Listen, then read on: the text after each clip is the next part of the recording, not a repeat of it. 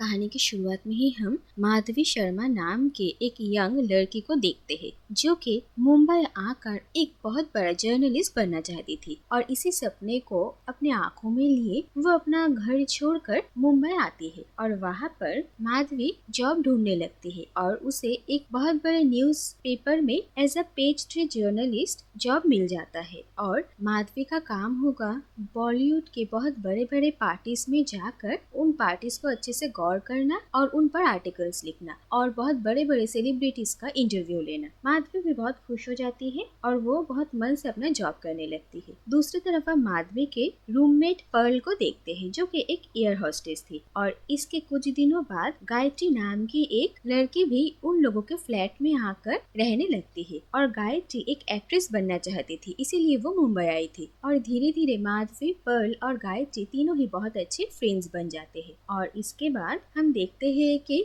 बॉलीवुड के बहुत बड़े बड़े सेलिब्रिटीज के साथ माधवी की जान पहचान हो जाती है और माधवी अपने काम के लिए कुछ सेलिब्रिटीज का इंटरव्यू भी लेती थी और उसका काम काज सब कुछ अच्छा चल रहा था। इसके बाद माधवी की एक अपकमिंग मॉडल अरुण के साथ भी दोस्ती हो जाती है और धीरे धीरे उन दोनों की दोस्ती प्यार में बदल जाती है और अरुण और माधवी रिलेशनशिप में आते हैं। इसी दौरान माधवी की अभिजीत नाम की एक लड़के से भी मुलाकात होती है और वो माधवी का बहुत अच्छा फ्रेंड बन जाता है और माधवी के थ्रू ही अरुण और अभिजीत की मुलाकात होती है। इसके बाद हम देखते हैं कि गायत्री भी एक्ट्रेस बनने के लिए जगह जगह ऑडिशन दे रही थी और इसी दौरान ही चारू नाम के एक फिल्म मेकर के एक फिल्म के लिए गायत्री ऑडिशन देने के लिए गई थी, लेकिन फिल्म मेकर चारू ने इसी दौरान गायत्री के साथ बहुत ही बदतमीजी किया था। फिर एक बार गायत्री की मुलाकात सुपरस्टार रोहित कुमार के साथ होती है और धीरे धीरे रोहित और गायत्री के बीच एक रिलेशनशिप शुरू होता है और गायत्री बहुत खुश थी। और दूसरी तरफ हम पर्ल को देखते हैं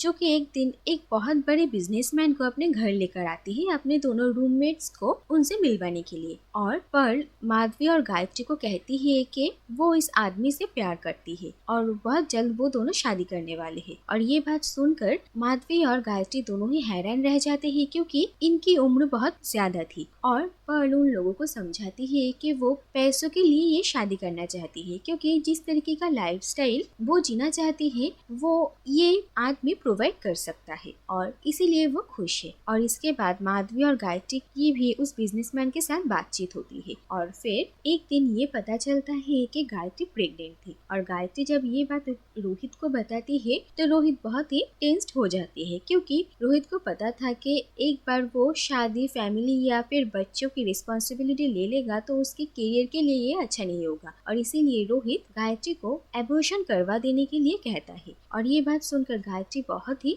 दुखी हो जाती है और वो सुसाइड अटेम्प्ट करती है और फिर माधवी और पर्ल दोनों ही गायत्री को हॉस्पिटल लेकर आते हैं जिसकी वजह से गायत्री की जान तो बच जाती है लेकिन वो अपना बच्चा खो देती है और गायत्री बहुत ही डिप्रेस्ड हो जाती है और माधवी और पर्ल दोनों ही अपने फ्रेंड का ये हालत देखकर बहुत ही दुखी थे। इसके बाद थोड़ा ठीक होने के बाद गायत्री अपने घर वापस चली जाती है और इसके कुछ दिनों बाद पर्ल भी उसी बिजनेसमैन के साथ यूएस सेटल हो जाती है और पर्ल और गायत्री दोनों के ही चले जाने के बाद माधवी बहुत अकेला पड़ जाती है लेकिन फिर भी वो अपने काम में ध्यान देती है। और इसके बाद ही एक दिन माधवी को पता चलता है कि एक बहुत बड़ी सेलिब्रिटी अंजलि थापड़ ने सुसाइड कर लिया है और माधवी ये न्यूज कवर करने के लिए जाती है और अंजलि थापड़ की मौत से माधवी को बहुत बुरा लगता है क्योंकि वो जब भी किसी सेलिब्रिटी पार्टी में जाती थी वहाँ पर अंजलि ही एक ऐसी इंसान थी जो कि बहुत ही हम्बल और डाउन टू अर्थ थी और उनसे बात करना भी माधवी को बहुत अच्छा लगता था। और अंजलि एक बहुत अच्छी इंसान थी, वो सोशल वर्क करती थी और उनका एक बच्चों का एनजीओ भी था।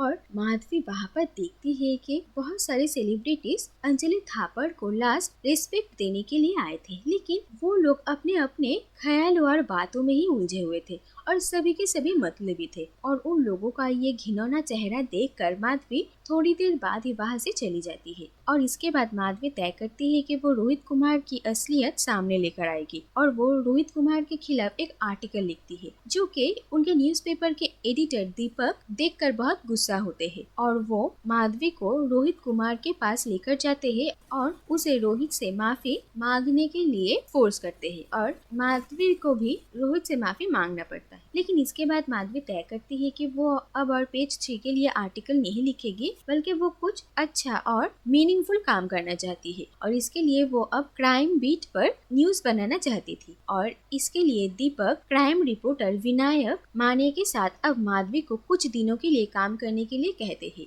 माधवी इतने दिनों तक बहुत ही आराम वाला काम कर रही थी, लेकिन वो जो कुछ सॉलिड और मीनिंगफुल करना चाहती है और क्राइम रिपोर्ट करना कितना मुश्किल है, ये बात वो माधवी को समझाना चाहते थे। और विनायक भी माधवी को कुछ खास पसंद नहीं करता था और इसीलिए जब उसे ये पता चलता है कि उसे अब से माधवी के साथ काम करना पड़ेगा तो वो भी बहुत इरिटेट होता है। जो वो इसके बाद माधवी बहुत मन लगा कर विनायक के साथ काम करना शुरू करती है। पहले पहले उसे थोड़ा दिक्कत हो रही थी, लेकिन धीरे धीरे उसे ये काम अच्छा लगने लगता है और वो ये समझ पाती है कि विनायक क्राइम रिपोर्ट करने के लिए कितना मेहनत करता है और शहर के जगह जगह कोना कोना उन्हें क्राइम स्टोरीज के लिए जाना पड़ता था। और ऐसे ही चल रहा था और इसी बीच एक दिन विनायक और माधवी जब अपना काम करने के लिए एक जगह पर गए थे, तभी अचानक वहाँ पर बॉम्ब ब्लास्ट होता है और अपने आंखों के सामने ये हादसा होते हुए देखकर और बहुत सारे लोगों को एक साथ मरते हुए देखकर माधवी दंग रह जाती है। उसे समझ में नहीं आ रहा था कि वो उस वक्त क्या करेगी। थोड़ा होश संभाल कर वो जब विनायक के साथ बाकी सभी की मदद करने के लिए हॉस्पिटल पहुंचती है, तभी वहाँ पर दीपक का कॉल आता है और वो माधवी को एक अर्जेंट पेज 3 आर्टिकल के लिए उसी रात को होने वाले एक पार्टी में जाने के लिए कहते हैं। माधवी का बिल्कुल मन नहीं था, लेकिन विनायक के कहने पर उसे जाना पड़ता है और माधवी शाम को आधे मन से उस पार्टी में पहुंचती है और वहाँ के सारे लोगों को देखकर माधवी दंग रह जाती है, क्योंकि वहाँ का माहौल देखकर ऐसा लग ही नहीं रहा था कि आज सुबह ही शहर में इतना बड़ा एक हादसा हो गया और कितने सारे लोगों की जान चली गई। सभी लोग अपने अपने दुनिया में खोए हुए थे और जो लोग इसके बारे में बात भी कर रहे थे वो भी कुछ ऐसा बात कर रहे थे कि ये कोई बड़ी बात नहीं है। और इसके बाद इसी पार्टी में माधवी उस एसीपी को देखते हैं जो कि बॉम्ब ब्लास्ट के इंसिडेंट का इंचार्ज थे और वहाँ पर वो ये सुनती है कि वो एसीपी इस इंसिडेंट को लेकर बहुत ही कैजुअली बात कर रहे थे और ये देखकर माधवी अपना दिमाग शांत नहीं रख पाती है और वो उस एसीपी को जाकर उल्टा सीधा सुनाती है और उसे ये पता चलता है कि हादसे के वक्त वो किसी फिल्म के शूटिंग में थे, इसीलिए एक्शन लेने में डिले हो गया था और वो गुस्से से वहाँ से चली जाती है। और इसके बाद हम देखते हैं कि विनायक और माधवी दोनों ने ही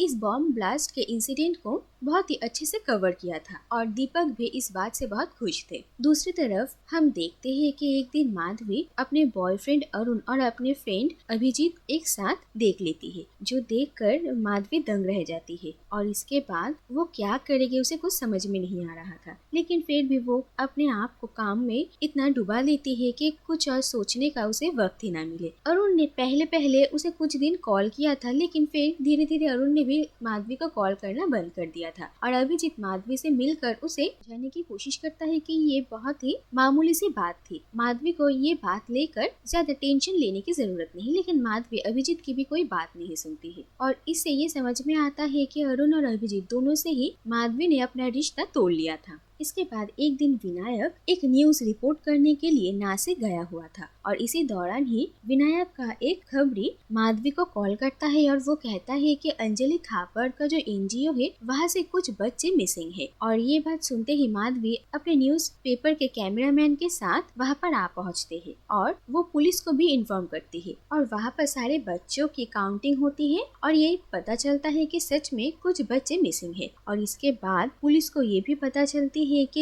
ये बच्चे दरअसल अंजलि थापर के ही पति रमेश थापर के फार्म हाउस में होने वाले एक पार्टी में है और ये बात सुनकर सभी हैरान होते हैं और पुलिस भी ये कहती है कि उनके फार्म हाउस में अभी जाकर इन्वेस्टिगेट करना पॉसिबल नहीं है, लेकिन फिर माधवी के इंसिस्ट करने के वजह से और उनकी हेल्प करने वाली एक औरत उन्हें वारंट भी ला कर देती है और इसके बाद ही वो सब मिलकर रमेश थापर के फार्म हाउस पहुँचते हैं जहाँ पर पार्टी चल रही थी और ये देखा जाता है कि रमेश थापर और उनके साथ पार्टी करने वाले कुछ लोग उन बच्चों के साथ गलत कर रहे थे और ये सब कुछ देखकर माधवी दंग रह जाती है और इसके बाद पुलिस रमेश थापर को अरेस्ट करती है और माधवी ये सारा इंसिडेंट अच्छे से कवर करती है और वो तुरंत ऑफिस जाकर इसके बारे में एक आर्टिकल लिखती है और फिर वो दीपक को उसी रात को वो आर्टिकल दिखाती है और दीपक कहता है कि माधवी ने बहुत अच्छा काम किया और अगले दिन ये न्यूज पेपर के फ्रंट पेज पर छपेगी। और ये बात सुनकर माधवी भी थोड़ा रिलैक्स्ड होती है और वो घर वापस आ जाती है। दूसरी तरफ हम देखते हैं कि रमेश थापर ने किसी पॉलिटिशियन को कॉल किया था, जिसके वजह से पुलिस ऑफिसर रमेश थापर को छोड़ने के लिए मजबूर होते हैं। और दूसरी तरफ दीपक माधवी का बनाया हुआ आर्टिकल और सारे फोटोज लेकर न्यूज़पेपर के ओनर मिस्टर अग्रवाल को दिखाता है, लेकिन मिस्टर अग्रवाल ये कहते हैं कि वो ये न्यूज उनके न्यूज़पेपर पर नहीं छाप सकते, क्योंकि रमेश थापर के कंपनी से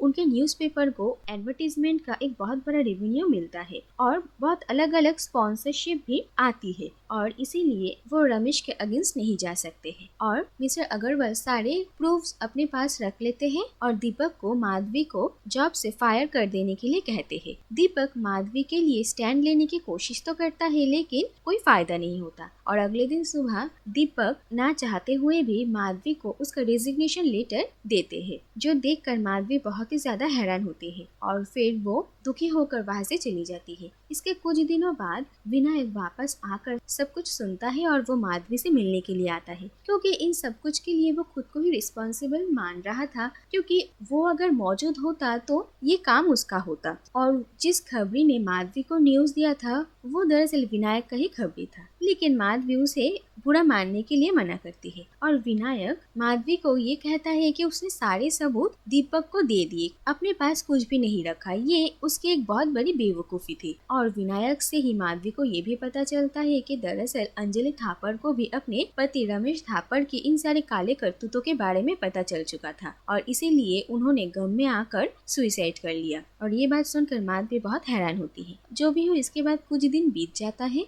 और माधवी अपने लिए एक जॉब ढूंढने की कोशिश करती है और फाइनली उसे एक न्यूज़पेपर पे जॉब भी मिलती है, लेकिन उसका काम पेज 3 पर आर्टिकल लिखना होता है। और ना चाहते हुए भी माधवी को ये जॉब लेना ही पड़ता है, क्योंकि उसे भी अपना खर्चा पानी चलाना था। और ये जॉब मिलने के बाद माधवी को फिर से एक बॉलीवुड पार्टी में जाना पड़ता है और वहाँ पर जाकर वह अपने पुराने रूममेट गायत्री से मिलती है। गायत्री अब पूरी तरीके से बदल चुकी है और वो ये कहती है कि वो चारू नाम के उसे फिल्म मेकर के एक नए फिल्म में काम करने वाली थी, जो फिल्म मेकर एक ऑडिशन के दौरान गायत्री के साथ मिसबिहेव कर रहा था। और ये सब कुछ देखकर माधवी बहुत हैरान होती है और माधवी को ऐसे देखकर गायत्री कहती है कि उसके पास और कोई ऑप्शन नहीं था। और फिर गायत्री माधवी से 2-4 बातें करके वहाँ से चली जाती है। और गायत्री रोहित कुमार से भी बहुत ही हंस के बात कर रही थी, जिसके वजह से उसे इतनी सारी मुसीबतों का सामना करना पड़ा। और इसके बाद माधवी देखती है